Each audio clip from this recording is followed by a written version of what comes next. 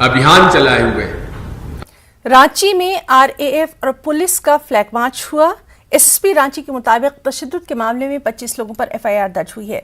इनमें 22 अफराद नामजद हैं। इंटरनेट खिदमत बहाल है, हालात मामूल के मुताबिक हैं। दफा 144 की बरकरारी हटाए जाने के ताल्लुक से लगातार गौर खौस किया जा रहा है। एसएसपी ने कहा कि कसूरवारों को बख्शा नहीं जाएगा।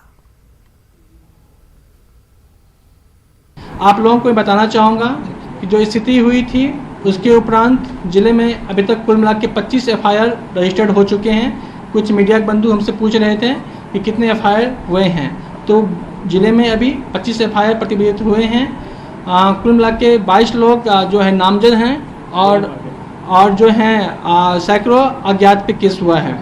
इनफैक्ट इस पूरे मामले की जांच के लिए ऑलरेडी एक एसआईटी फ्रेम किया गया है और वो एसआईटी के साथ हमारा एनालिसिस विंग है, हमारा टेक्निकल विंग है। जो हमारे पास उपलब्ध साक्ष्य हैं, चाहे वो सीसीटीवी फुटेज का हो, चाहे वो ड्रोन कैमरा का हो, हमारा कंट्रोल रूम कैमरा की स्थिति हो, मीडिया बंधुओं से जो कुछ आए हैं हमारे पास वो हैं रिकॉर्ड, कुछ साइंटिफिक एविडेंस उठाए गए हैं। सीआईडी की तरफ से भी लगातार प्रयास किए जा रहे हैं। तो हम लोगों का काम इन्वेस्टिगेशन स्टार्ट हो गया है।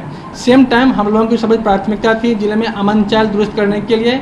इस परिप्रेक्ष्य में पुलिस मुख्यालय के द्वारा रांची जिले में 3500 के ऊपर फोर्स दिए गए हैं। इस फोर्स में हमारे रैपिड एक्शन फोर्स जो ट्रेंड होता है, उसके अलावा रैप और एटीएस, एसटीएफ, जिला पुलिस के कर्मी और जो हमारे लोकल। रांची में जमीयत उलमा हिंद के एक वफ्द ने डीआईजी से मुलाकात